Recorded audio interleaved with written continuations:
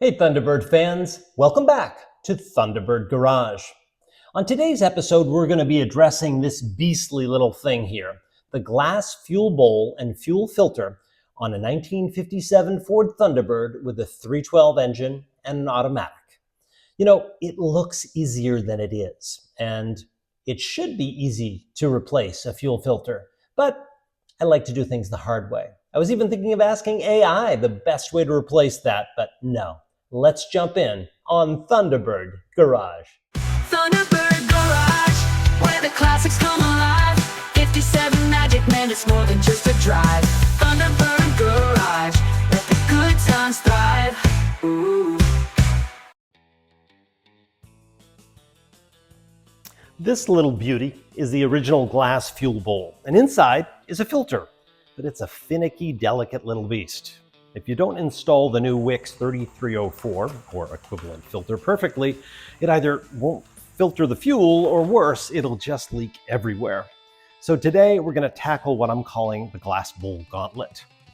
All right, we're going to need to drain the fuel, and I've got my trusty little red Solo cup. But I found out that was a really bad move because although I've put some really interesting things in red Solo cups and drunk out of it, it isn't always the best thing for gas. And so this is what it looks like after too much gas. So I decided to start with a ball jar as a better way of catching all of the runoff.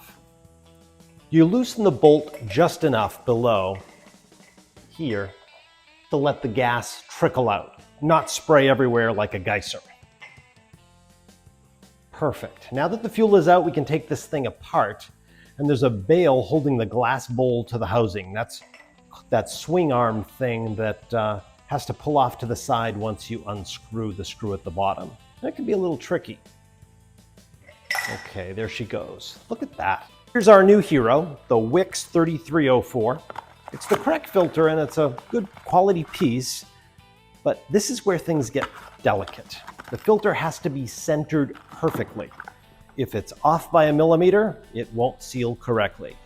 This is when I ask myself, what was the engineer at Ford thinking when he put that together? Or her together, I don't know. But it's annoying, and it's gotta be done very carefully.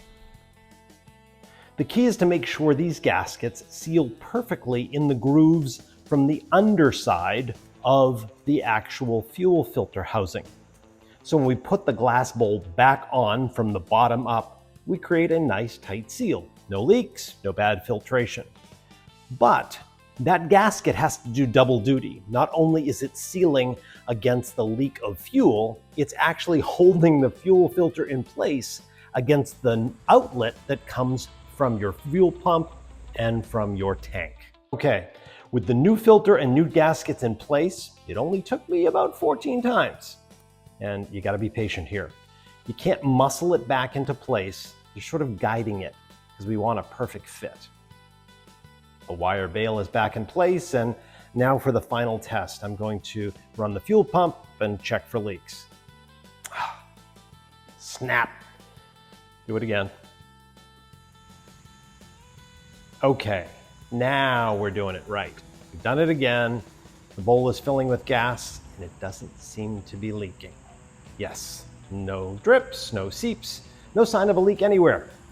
Success! And there you have it, folks. We've tamed the glass bowl. It's a small victory, but an important one. For these little details to keep our T-Bird running smoothly and ensure the engine is getting clean, filtered fuel. It's also a testament to the fact that with these classics, you're always solving one problem and then you move on to the next one. So, installing that little bugger kind of pissed me off, but there's a sense of victory in knowing we made it through the glass bowl gauntlet. However, as they say, there are ways to do things smarter, not harder, and there's a guy named Doug7740. That's his handle on the Thunderbird forum. And Doug advises taking a 9/16 inch wrench and loosening those up, flipping the whole thing over, and doing it from the top down where you can actually see what you're doing. Why would we do that when we could try to do it by a feel completely in the dark the way I did it? In any event, our Thunderbird is running well, and we have clean fuel, So that's it for this episode of Thunderbird Garage. See you on the next. Hey there, Curt. How's it going? Hey there, we've got a new channel for YouTube and it's called Thunderbird Garage. Can you advise me on the best way to replace a fuel filter and a fuel bowl on a 1957 Ford Thunderbird with a 312 engine? Congrats on the new channel. That sounds awesome. So for replacing the fuel filter and fuel bowl on a 57 Thunderbird with a 312 engine, you'll want to start by making sure the car is off and cool. Then you'll locate the fuel filter, which is usually along the fuel line, and the fuel bowl typically near the carburetor. You'll just disconnect the fuel lines, remove the old filter and bowl, replace them with new ones, and then reattach everything. And of course, check for leaks afterward. If you need more detailed steps, just let me know. Yeah, I mean, one of the people that I've talked to have said actually turn the fuel bowl upside down simply because it's easier to attach the gasket and the fuel filter that way. Have you done any reading or research on that? Yeah, actually turning the fuel bowl upside down can definitely make it easier to line up the gasket and the filter, especially if the bowl is a bit awkward to handle in place. It's a neat little trick to make the process smoother. Just make sure everything is aligned properly before you tighten it all back up. Why didn't I talk to you first? Well, I guess sometimes it takes a little bit of outside advice to bring in those cool tricks, but I'm always here to help you out whenever you need it. Thank you so much. Talk to you again. Absolutely. Talk to you soon, Curt. Have a great one.